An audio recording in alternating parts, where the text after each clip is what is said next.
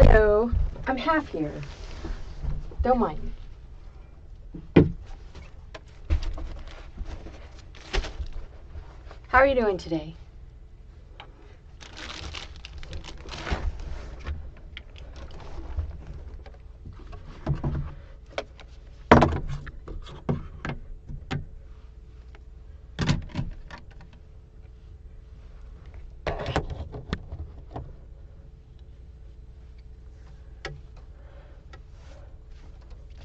It's hot here, and that makes me a little cranky. Other than the crankiness, it's been a pretty good day.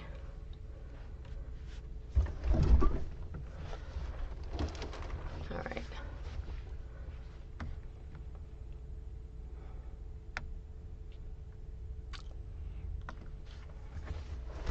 And I can magically appear. So I do have air conditioning, but it's humid here too. It's like 94 probably, maybe more by now. And in here, it is even hotter, which reminds me I'm going to turn my ventilation system up a bit.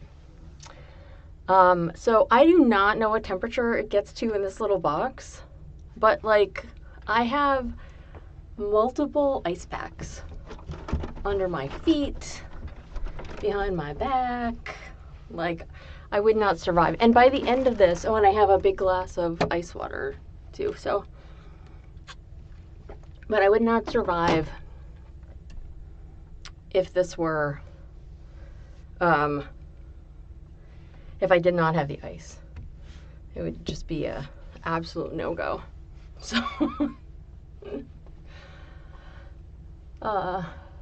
anyway, hi Yip and Timus. Is that right? Did I pronounce that right? I hope I did. So, hopefully y'all are doing okay. Lycan, I am continuously delighted by not only your continued tales of productivity, but also your unconscious mind's putting the brakes on how much is enough. Like, you don't even know how happy that makes me. So happy. So, well done. I'm very, very pleased by that for you. Yeah, it's amazing.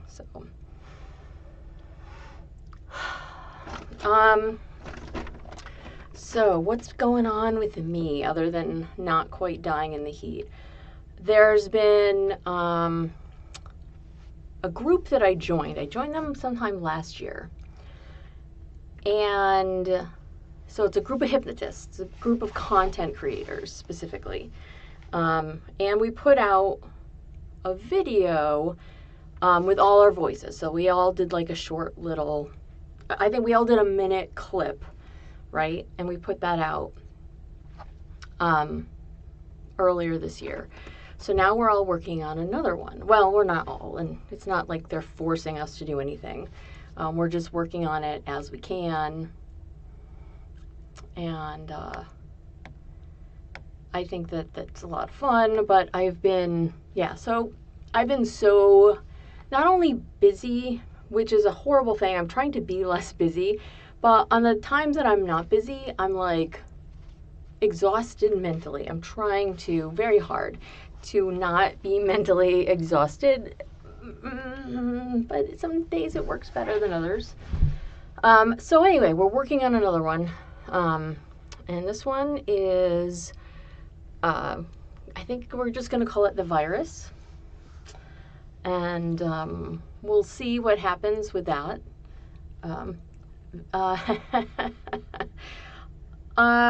The last time I took a vacation was, I believe, in 2014, in February. For the month of February, I went to Bermuda.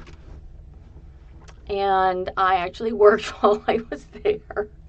But I rented an Airbnb before the prices literally doubled. It was absolutely insane. I got a pretty good rate for my flights. And I just spent a month there, and it was fabulous. And what made it even more fabulous? So this is already planned, right? I'm going in February. I've already arranged everything. In November, I'm in some chat room and I'm talking to a bunch of people, and some guy's like, oh yeah, I live in a place where there's nobody. And I'm like, oh really, where's that? And he's like Bermuda. And I'm like, I am going there in February. So I got to meet somebody who was into hypnosis on Bermuda while I was spending a month there, and that was like really, really amazing. Now Bermuda I've been there twice. That was the second time I'd been there, and after going there the first time, a long time before that, I decided that I was going to go back, and it was amazing. So like I know I try to travel a lot, but usually I travel for work, and unfortunately, like even if I go to a hypnocon, it still work for me. Yeah, we spent a good amount of time together. They showed me the island. We did a bunch of hypnosis. It was great. Yeah, so we're still friends, and they keep inviting me back, and I really, really, really want to go. But I have managed to work myself into some situations that are harder to get away from. So it's fine. I put myself here, but it does make things a little bit more challenging.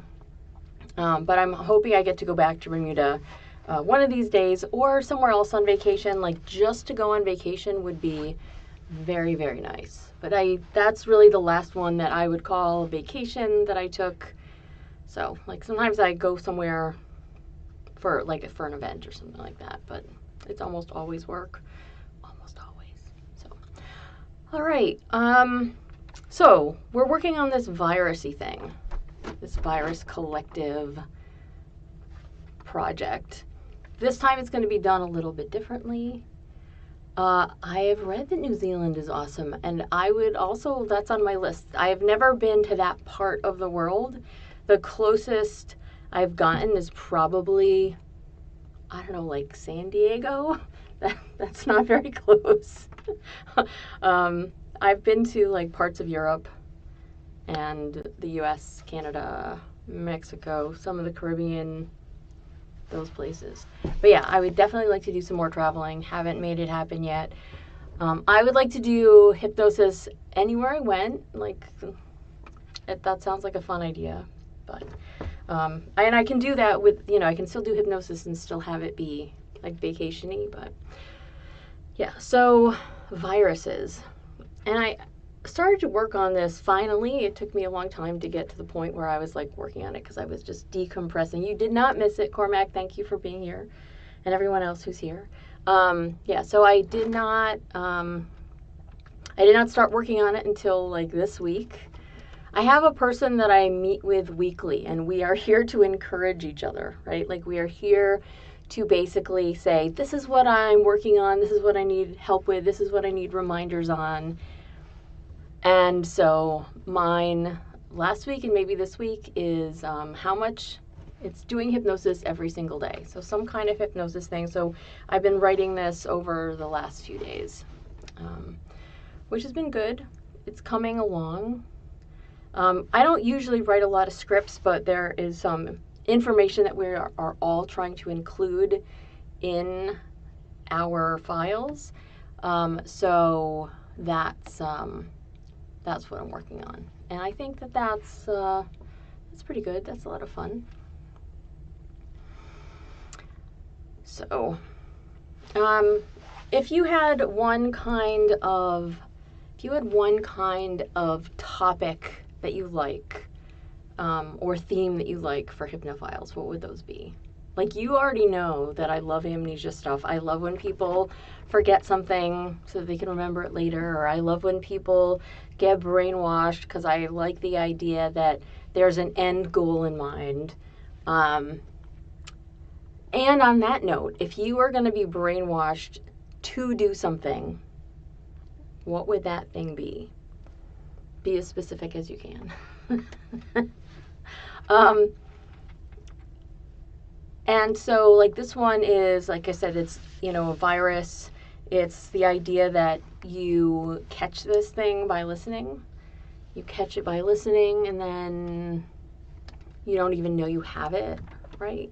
So it's a little bit of amnesia too. You catch this thing, you don't know you have it. You go out in the world. Yeah, but what's the purpose of the brainwashing? Like, brainwashed to clean your room. We've got that under control, right? Resistance play. Yeah, that's a lot of fun.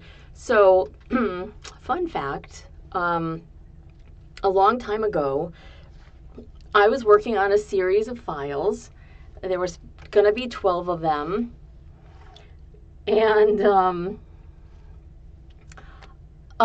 resistance play was one of them. It's called Resistance. I'm sure I started it. I am certain I started this file, but I know I never ever finished it. It was part of my Dark Side series, and it was the only file I never actually finished. And I have done other files in that realm. I'm pretty sure like The Edge of Trance is sort of a resistance-y kind of file, and I'm certain there are others that have that as a theme in there somewhere.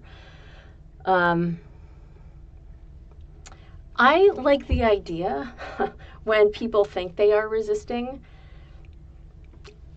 and they're only resisting like verbally on a conscious level, and their unconscious mind otherwise is doing all the physical actions necessary to make something happen. Like, I think that's completely fascinating when you think you're resisting and you're like, no, I'm not gonna, whatever, and you are in the middle of doing it. Like, I think that is super, super hot. So all of those, like the fun ones when, like, I love the ones when people are just like, nope, I'm absolutely not going to take off my clothes. Nope, I'm totally fine. It's kind of warm in here. I think I'm going to keep them on. And then they start stripping. That's always kind of amusing. But that kind of resistance play is super hot. And then, of course, the more you resist, the easier your unconscious mind just finds it to do those things, whatever they happen to be, right? Like, it's as though your conscious and unconscious have to balance each other out in some way, right? So if your conscious self is protesting and resisting and saying absolutely no and making up all these excuses why you're never going to do a thing, it's like your conscious self just can't help but take on those actions and those roles and make those things happen. It's like, oh, somebody's got to pick up the slack. Right. Yeah. The harder you try to resist, the more you do the thing. The more you do the thing, the harder you try to resist doing the thing. But I like the idea that you don't have any clue. You have zero clue, no idea. And if you think about it, what if you think that you're not doing it? Like, you could try to resist it a lot, right? You can, and people do try to resist things a lot. Does it actually work for you that you just can't help? It does, right? It works for you that you just can't help. You'd have to resist. It's like the resistance is mandatory, right? It's not just futile, it's mandatory. You have to resist, and then you do the thing anyway, right? I was almost gonna do a thing. I didn't do a thing in terms of resistance. So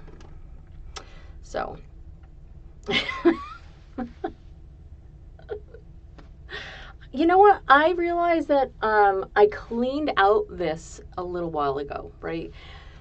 So I have this little box, and everything's all set up.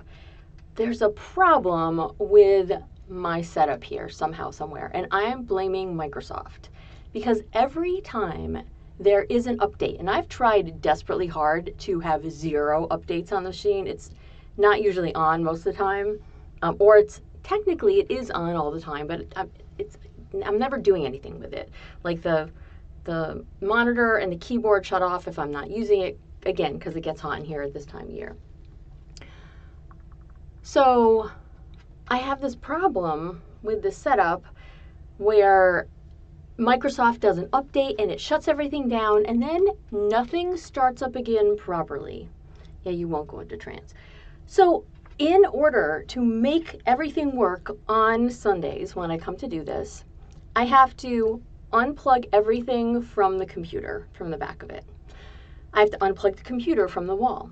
I have to drag the computer to a different outlet.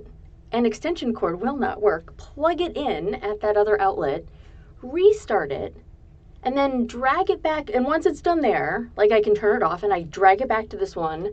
And if I'm lucky, it starts up on the first time, and then I have to replug in everything else and go from there.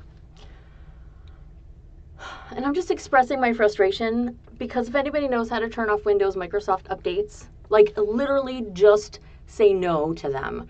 I think the problem is that the later you get in the Microsoft versions, they just keep wanting everything to be automatic to make it easy for you. And I want to smack whoever thought that was a good idea, because no part of that process that I just talked about is easy for me. I have to start like a half an hour ahead of time to get my computer to just turn on, and I do not like it. And I'm tired of having to go through this process once a week. Yeah, Microsoft can suck it. And if I, well, I don't know if I need it per se, but it is the thing that runs it is the thing that runs all the programs that I have. So in that sense, maybe, I'm not sure. Again, I'm not looking to make more work for myself. I'm literally looking to make less work for myself. So anyway, so let's think about this resistance thing, because we could do some resistance play today. I think that would be a lot of fun, don't you think? If we did some resistance play today, that you could all do your very best to not give in, so that you could give in more, so that you could give in unknowingly. I do that. The problem is I can't actually, all right, well, I'll try that. I believe I'm doing something along those lines, Cormac, but I will try that again and see what happens. It's very frustrating, so frustrating. But I will keep that in mind. I will definitely do that next time it happens. But I'd really rather just turn off the Microsoft updates. That's the source of all my problems. So, okay, thank you. So what else can we resist? Other than me getting frustratingly mad at Microsoft, what else could we do? There must be something, right? There must be something else that we could find a way to make happen, that we can work on, that makes it all better. And I think that there are just so many different things to resist. Small shrine.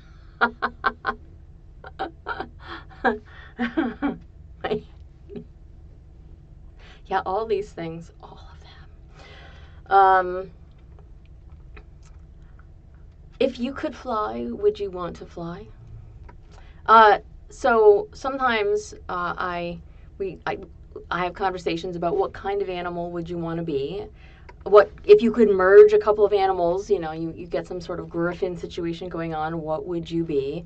For example, so I would be a crow fox. Picture that as you will. You know, they're scavengers, they can fly, they're soft and fluffy, they're smartish. That's what I would be, is a crow fox. Would you be something in particular? Would you resist being something in particular? What would your critter be if you would be a critter? That's my other question for today. In addition to what kind of resistance do you think you can absolutely resist? So what types of actions can you resist doing? Like, Or do you think you can?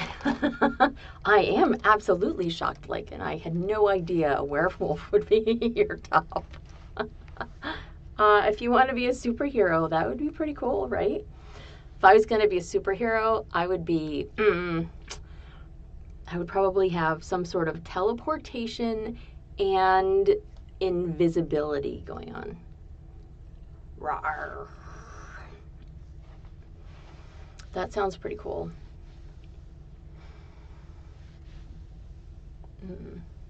I haven't done any of these as a group thing, but I do enjoy transformation. Well, I've done transformations as a group thing, so excuse me. But like I haven't done any really specific transformation things, you know, except for one-on-one. I used to have somebody that I would very regularly turn into a pig a la Circe or Willow. And that was kind of fun. And cows, you know, there's a lot of people go through cow things. Oh, and dinosaurs. I've turned people into dinosaurs. There was a time at the hypno events where people would get transformed into some kind of animal and then they would battle each other, and that was kind of fun.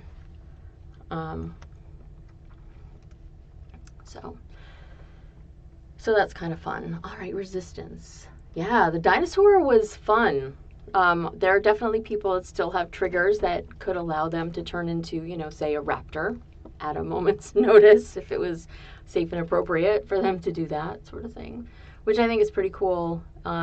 That there's you just need a little switch. You know, this is not a new trigger. They've had it for quite some time and it would still work, and I love that. It's a lot of fun.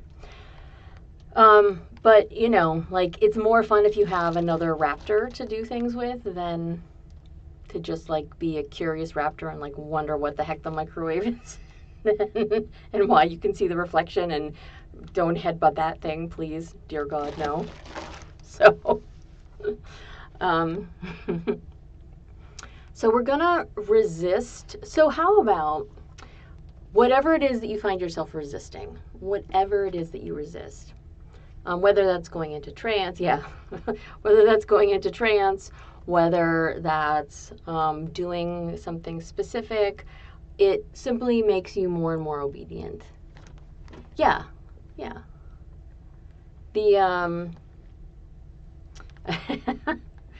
I love when you get, I have definitely given people water triggers that do things for them. Usually orgasms, because that's quick and easy, right? So, and then you get thirsty again, and you get thirsty again, and you get thirsty again. And of course, I think orgasms actually dry people out. Like, depending on how many you have, they can definitely be, see, here we go. I think I'm glowing. I think I'm sweating in here already. Hello, how are you, Clarence? So, I think that the idea that we can resist something fun, that it brings you closer and closer to, I don't know, delight, pleasure, obedience, drinking water, giving in to other suggestions could be a lot of fun. So, now, I'm prone to dropping things in here because there's not a lot of space. So, oh, you like to see, that's the key, right? Everyone thinks that they can resist all the time. So, I was watching this movie, like a week or two ago. And we're going to talk about it one of these days, I think, on Mindless Banter. But I want to, what the heck was it called? Something like The Black Museum. The Mysteries of the Black Museum. It's not a new movie. It's pretty old. You can probably find it on YouTube. But there is a separate 12 or 13 minute movie before the movie. And it is a hypnotist basically showing you spirals, giving you suggestions, telling you how scary the movie is going to be. And it's a lot of fun to watch that part if you do any sort of hypnosis thing. And I think that it would be fun to watch that and then to try to resist like all the suggestions that they give you so that when you watch the movie, you're like screaming along with everybody else. It's a horror flick, so if you don't like those, you can pass it. But I thought it was a lot of fun to watch. I enjoyed everything about it. Well, most things about it. So, all right. So I have another question for you guys. You know, probably, if you're here, if you listen to me on any sort of regular basis, that my style is not, here's a formal induction. I just kind of talk, and a lot of people go into trance, and maybe it doesn't work for everybody. I don't know. So what's the kind of induction that you really like that works best for you that is not a PMR that we can do like this? I mean, I guess technically we could do like a handshake type induction where you have one hand pressing up and you press the other one down. And then like when I say the right word, your bottom hand just drops out and you drop into trance. Like you could do that to yourself while I guide you through that, right? That would be fun. But are there, things that we could do here? Oh, like if I just directed you to like go into trance with a trigger or something like that, or a word that I really, I'm trying to figure out ways to change it up here so that we can all experience some fun things. I will say that I'm going to get my water. Excuse me. I knew I was going to drop something. I just did not know how soon it was going to be before I dropped something. This is always a fun challenge for me to be in here working.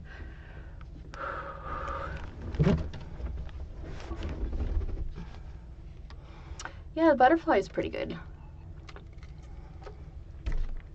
So I like the physical components of all of these things. All right, so is there anyone in here who wants to go into trance and is not yet so conditioned that that would work for them? Because I think a lot of people are like that. They are at that level, Cormac. Yeah, so I don't know like everybody's triggers. And the one that I mostly use, which you have probably heard me say before, I don't know, but I know that there are some excellent subjects in here. And I look forward to seeing what you're going to do. So on that note, let's do some hypnosis. And on that other note of doing some hypnosis, how about, so let's try that one. And I'm going to say that, let's try the one that I talked about. So I'm going to have you put one hand up and you press up with that one hand. And you put the other hand down on top of it and you press down, right? So your hands are like a sandwich and you're like squishing something together in between them, right? Now make sure that you are not going to fall. Make sure that you're not going to hit your head.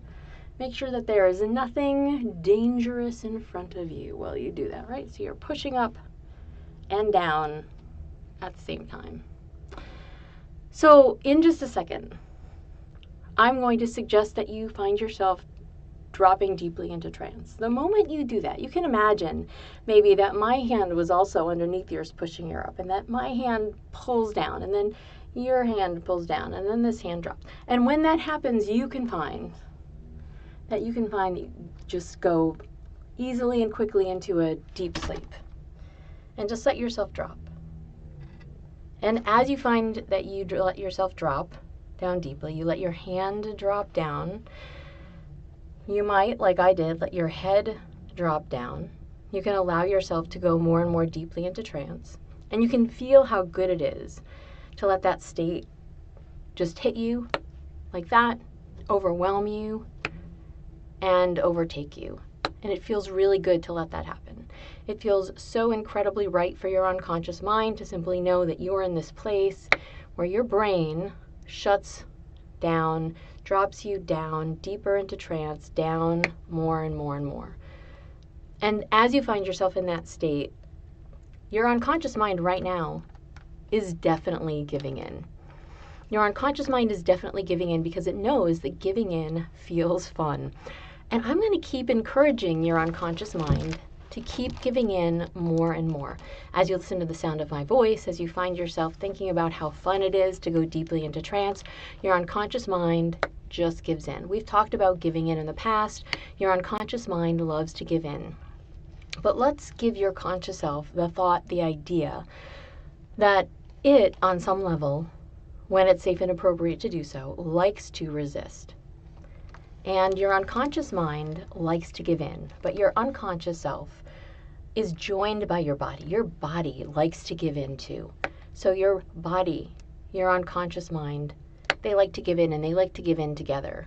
So that's 2/3 of you. Your conscious self might want to resist, but that's only 1/3, and it will always be overpowered by your body and your unconscious mind working together to overwhelm you, to push through your resistance, to do the things even while your conscious self insists you won't, insists you can't, enjoys the idea of giving in. Your conscious self resists, the other parts of you give in. And they give in so completely, so powerfully, that everything about you, being deeply entranced right now, builds onto that story, that idea that your conscious self, no matter how hard it resists a thing, no matter how hard you think, I can't, I won't, I'm not going to, you can't make me, but you make yourself. And it feels so good to your body and to your unconscious mind to work together to make those things happen. Whether that's being more obedient, whether you try to be a brat and resist going into trance or being obedient, your unconscious mind and your body do the things anyway. Whether that's resisting having an orgasm, whether that's resisting taking your clothes off, whether that's resisting some other activity that your unconscious mind and your body know would be fun for you to do, your conscious self resists and you make it happen. Whether that's doing the laundry, whether that's tackling those projects that you have lined up that you have to make happen. Your unconscious mind and your body just go, oh no, we're going to do it anyway. Sucks to be you. Except it doesn't really, does it? Because no matter how hard your conscious self resists, the other parts of you work really hard to just make it happen. The more you resist, the more you find yourself doing it. Maybe you get up on stage for karaoke, you just can't resist, you do an amazingly we can't make you, but you're unconscious and your body and make you do it. Well, I'm not making you, you're making you. It's just a thin veneer, right? The conscious resistance is just a thin veneer. You can think you're immobile, immovable, like a, solid piece of building, some kind of pyramid maybe, or some cornerstone. You are immovable, and yet you're not. Because your conscious self can only resist, can only put up a front for so long. I mean, it could resist for the whole time. Your conscious self could resist forever and ever and ever, but you're still going to do those things. You're still going to act on them. You're still going to make them happen. Your unconscious self, your body are going to work together to do all those things that you think that you're not going to do, that you're telling me you're not going to do. And your conscious self may very well be unaware that you've actually done them. So isn't that fun? If you are any sort of good at amnesia, allow your unconscious mind to know that while it and your body are busy conspiring against your heavily protesting, resisting conscious self, that it is simply making those things happen, and you are getting to forget all about those things. Right? Like, that's fun. You want to forget that you've done these things, and then at some point in time, maybe your conscious self comes out, and it's like, you've done the thing, and you're like, look, see, I don't have to do it. It's already happened. because, you know, sometimes the conscious self is a little sassy, a little bratty, a little playful. So it doesn't have to do the dishes. They're already done, despite the fact that you're the one wearing the pair of rubber gloves or drying that last dish or putting it in the cupboard as you say so. Whatever happens, it just feels really good for you to find yourself dropping even deeper into trance. Allow your unconscious mind to think how fun it is to experience the delight and the joy of giving in on that deep unconscious and physical level while your conscious mind resists, while your conscious mind keeps resisting, but you drop deeper into trance. And you think about the things that you might find yourself being told to do. You think about the things that you might be told to do and how that might work and what you might do about those things at any later point in time, say later today. And you might resist later today, right? You might try to resist something. And you might never know that your conscious mind, no matter how hard it resists, cannot overtake, cannot overcome your unconscious mind. I mean, you probably don't need to have your body working together because your unconscious mind is simply so powerful that it could make your body do all sorts of things, even if you were consciously aware. But think about how fun it is when you're not consciously aware of what it is that your body's doing, what it is that your unconscious mind is making you do. Because on a conscious level, all you want to do is resist. Because the resistance feels really good, right? It feels good to say, I don't want to do this thing. I'm not going to do this thing. No. Except the other parts of you are just saying yes so hard, and they're doing those things so well. And that feels really good, because when you find yourself doing these things, when you find yourself being productive in that way, of giving in to being in trance, your unconscious mind just really loves it. And your unconscious mind can let these feelings just come up inside you that let you know, that let you go, oh, this is so amazing to give into this trance. It is so amazing to give into these activities. It is so amazing to resist having that orgasm, to resist doing this other activity, to resist cleaning your room. I don't know what happens to be. I default to a lot of physical household activities, you may notice, but I think that it can be a lot of fun to make sure that those things feel good when you do them. So let yourself resist doing those things on a conscious level, and then notice unconsciously that you just make them happen. Notice that unconsciously you can find yourself forgetting that your conscious self does these things. That your conscious self is aware that they're happening, that all you have to do is resist. All you have to do is give in unconsciously and physically. All you have to do is resist on that conscious level.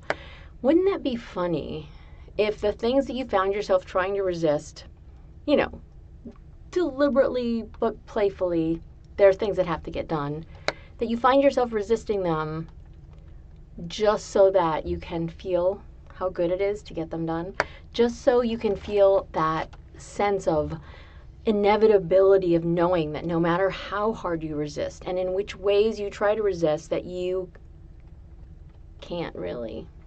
And you could be unaware that you've given in to do this thing. You could be completely and absolutely unaware that you have given in to being in trance, to making these activities happen. And you can do any of these activities while you're totally and completely alert and conscious, right? So your conscious self thinks it's in charge when you're awake, right? Your conscious self thinks, I'm wide awake, I'm in charge, I get to say what happens, and I don't want to do these things. I'm going to resist doing these things, whether it's drinking water, whether it's folding that laundry. It doesn't really matter what it is. You can find yourself giving into that again and again and again. You can find yourself knowing that you're simply going to discover how challenging it is. Like, what if you need better posture? What if you have to go do some stretching? What if your body just simply knows that there are things that you must do for it right now, and you've been resisting, you've been putting it off, you've been saying no on one level or another? But the more you find yourself thinking, I should do this thing, but no, I'm not gonna, I don't have time right now, the more you just realize that you're unconscious in your body. Just get up and do it. And on a conscious level, you're totally unaware. And on that conscious level, when you're totally unaware, it feels great to resist. The resistance feels really good, but what's happening what's happening is that your unconscious mind just makes those things happen automatically. Your unconscious mind just gives in to you feeling how delightful it is to make these things happen. Your unconscious mind just knows that these things are going to happen anyway. So whether you've given yourself a suggestion that you're resisting, or whether somebody else has given you a suggestion that you're resisting, as long as it is a suggestion that somewhere deep down, say unconsciously, you know you need to take care of, you're just going to find that it gets taken care of. You're just going to find that it gets done. And then on that conscious level, you might be like, oh, see, I didn't need to do it. Somebody else did it. Think about that. And of course, the more you find yourself realizing on that conscious level that resisting somehow manages to make the things happen without any of your help, by the way, thank you very much, that you notice how good it feels to be in that state of giving in. You notice how good it feels to realize that the resisting somehow means that somebody else does these things for you. And you don't know how they happened, and you don't really care how they happened, because you're in that state where your brain just feels better and better and better. And when your brain just feels so good and your body just feels so good and the things are getting done anyway, all that means is that you're going to resist a little bit more. You might resist going into trance, although you probably didn't. You might find that you resist giving in to other suggestions, maybe, sort of. But things somehow manage to get done. Somehow things find a way to happen. Maybe you find that you just become more and more obedient, and that being more and more obedient also feels really good. Now, why do I say that? Because so many people love the idea of being obedient, or they want to be obedient, they just don't know how to. Maybe because they're resisting. But resistance is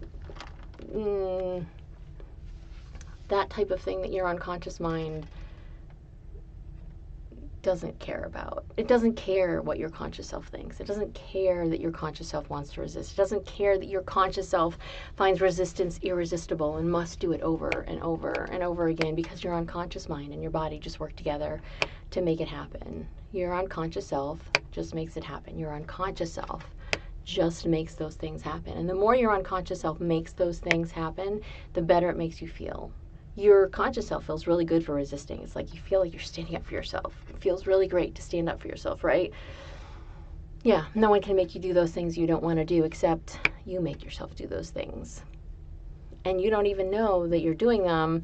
You just know that they've gotten done. And then it feels very good for your conscious self to know that you didn't have to do them after all, that that resistance was a good thing, that that resistance was the thing that you found yourself having to give into to make happen. You give in to the resistance so that your unconscious mind can simply give in to everything else, to making those things happen, to having a good time while doing it, to making you feel so amazing while these things are happening when you finish doing those things, so that you want to do them again and again and again. And you could resist feeling good, but why would you want to? You could resist having better posture, but why would you want to? You could resist drinking that water, but why would you want to? Oh, because some part of you thinks you don't need to, and it's not very good. And while your spine straightens out, while you find yourself, incredibly hydrated, making sure you take electrolytes too, every single part of you just likes the idea that resistance is so fun. Now, what happens? What happens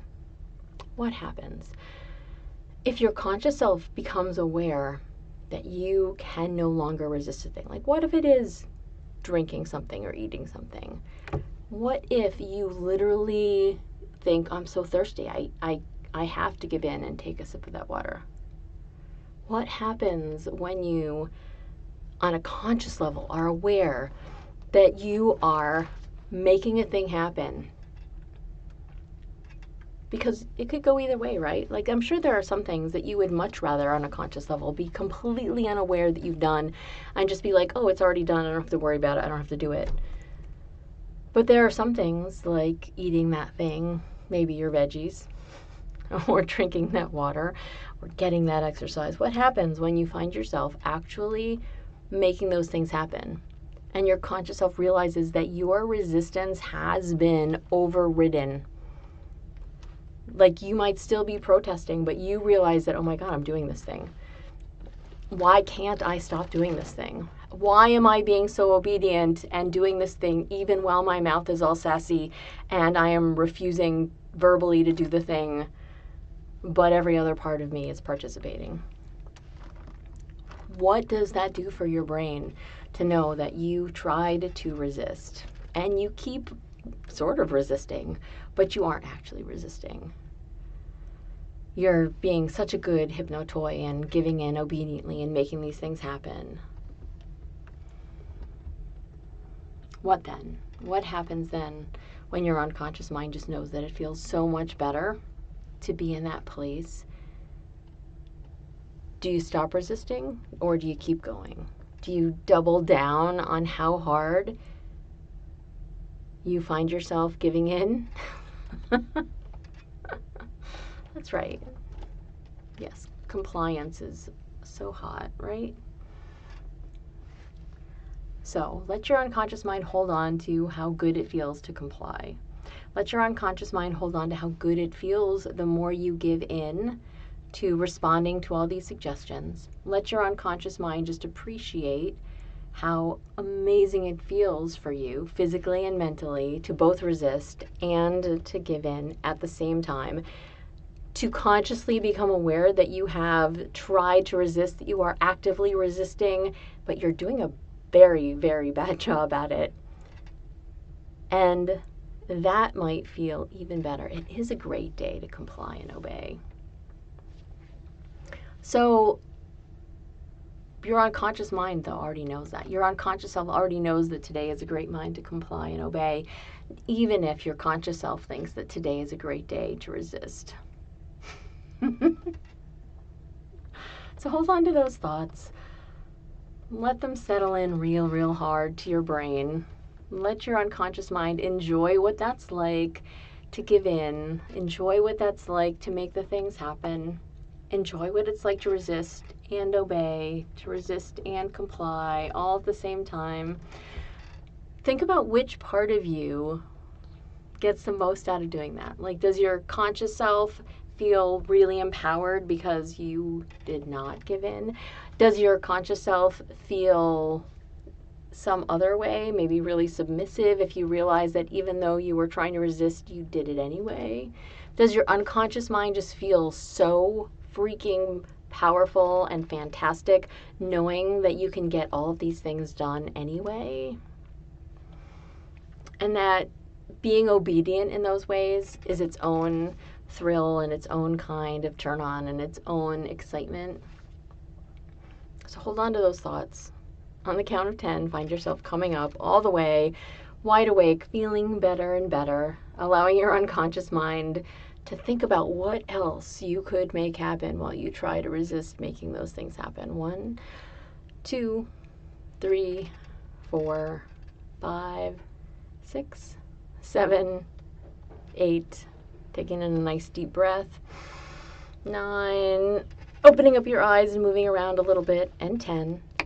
Wide awake.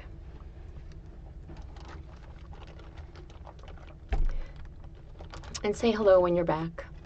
Or, resist saying hello when you get back.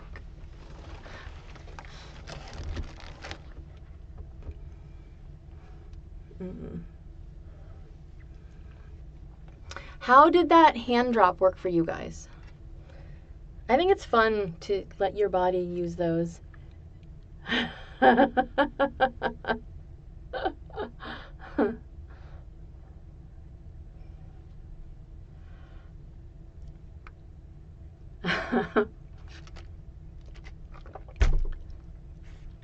I am too, Yip. What a great idea. What a great idea you had. Thank you. Oh, Hypnosis Enthusiast, hello. Thank you for being here. And James Blakey Video, hello. Thank you for being here. Yeah, it's different.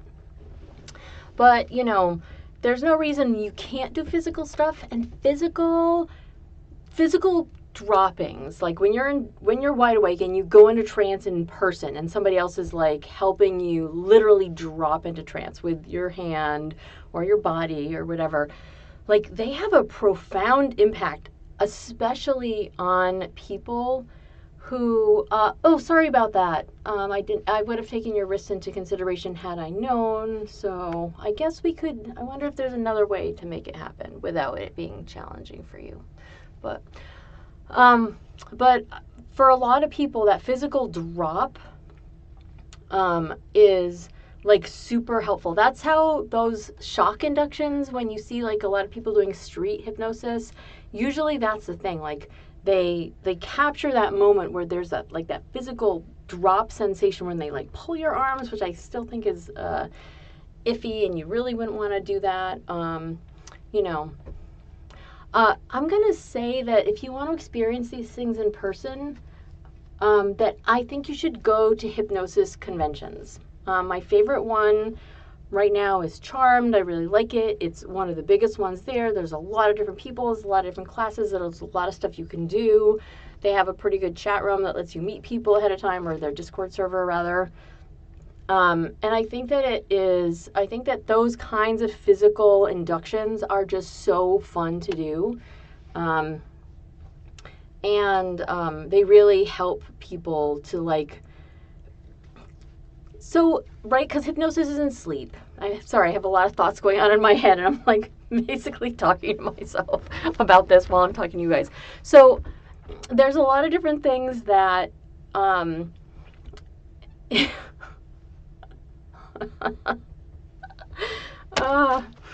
don't even know where I was. Yes, if there are local hypno groups, because like the one by me is only like regular hypnosis. I do go to their meetings, but it's all on Zoom nowadays, and they're all right, but they always try to sell you something. Like all the local ones bring in some hypnotists from out of the area, and they always try to sell you something, like somebody else's system or program, as opposed to just being like, hey, we're having a fun meeting.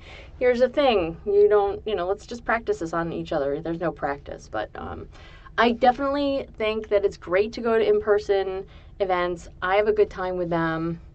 Oh, is that still going on? I did not know that, so I'm glad that that group is still taking place. The Chicago group, I know a lot of people that used to be part of that. Maybe they still are. I guess I still know some people, but yeah. So, I mean, doing things in person is like top notch, right? It's a lot of fun.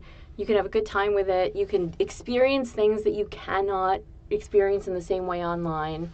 Yeah. I am going to go to Hypno Thoughts in Las Vegas this year. I've never gone. I thought about it the first year they did it, and I decided I wasn't. I agree, Cormac. But all the interactive things that you can do make it so much more amazing. You can learn stuff, and people's minds they get pretty creative, I think. When you're doing these things in person, like somebody is always going to have a different way of doing it, or they experience things in a different way than somebody else, or different than you.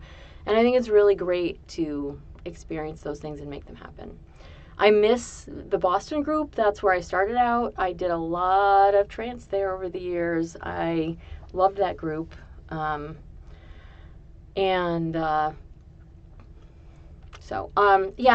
expecting it to be more similar than the group would probably like to admit to, because most people that I know that are into, standard hypnosis are actually, they're just people too. So the connections are there. I don't necessarily want to do any networking. I really just want to have a good time and maybe learn a technique or two, meet some fun folks. I don't know. Do as much hypnosis as I can with unsuspecting, but probably they should be suspecting partners. I don't know. So, thank you for joining me today. I have, as always, enjoyed having you be part of this.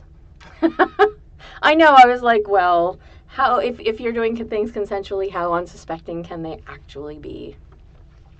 But isn't there always an element of a little bit of that if you, well, thank you. If you do not know somebody, like if you didn't know me and we sat down to talk about doing hypnosis. Like, you've agreed to do hypnosis with me, and you know really nothing about me other than say, I am doing hypnosis. You don't know the words that might come out of my mouth. I don't know the words that might come out of my mouth. I might have a good idea about the types of things that I like to do or that we might get into, but you might find that you do things differently, than I do. And that's okay. Like, I like the idea that there are so many different ways to make a thing happen. I think that is thrilling, that we are not all the same, that we, hypnotists and subjects, that we are all a little bit varied. I think it makes everything a lot more, I don't know, unsuspecting. You don't know how somebody might respond. They don't know what you might possibly, encourage them to think. And that can be kind of fun and exciting. I love somebody when they don't know who I am. I think it is so fun to reintroduce myself to somebody. Like, I'm not going to lie about who I am, but I think it's fun to tell somebody the story of how we met when they don't know who I am, and they have this like blank when I talk about it. Like, what? No, I've known you for how long? That's, I guess, one of my little kinks. I really enjoy it.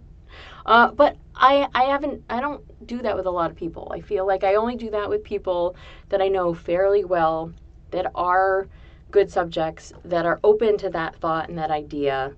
And then, of course, at some point in time, they remember it all anyway. So, but yeah, I think I have a big enjoyment of doing that type of thing. I'm not really sure. So, yeah, but the variety is great. And I think that I think it enhances no matter what side you're on. I think that knowing that somebody might respond one way and then somebody else could respond totally differently is just a completely challenge. Like, it gives your brain something different to work with every time, right? Like, if you don't know how a subject is going to respond, like even to an instant sleep trigger, even to a suggestion that you think is obvious and and plain, somebody else might be like, no, I didn't respond that way at all. And I think it's really, really funny that sort of thing happened. It's apparently I'm a vampire and I just suck the souls and the tears from people, so I don't age, which is completely not true. This is just not a close-up. I'm aging appropriately for my years on the planet, but thank you. So it would be a lot of fun, I think, to even do the same thing, not like a script, but the same type of thing with, a whole bunch of different subjects, and to see how they all respond. Whether that's asking them who I am or who they are. I also think it's fun when somebody forgets who they are. I don't know which one I like better, if they forget who I am or if they forget who they are. Ha ha ha ha ha ha. There is technically an attic in this house, but it's Florida and nobody goes up into that attic because it's hot up there. Maybe even in like November and December it's hot up there. You don't want to go to the Florida attics. They're depressing places. And I try to never have any work done on the house up there, except when it is, absolutely wintertime. So anyway, all right. So thanks again for being here, folks. I will return next Sunday. I'm going to be working on that virus thing. I am probably going to make two versions.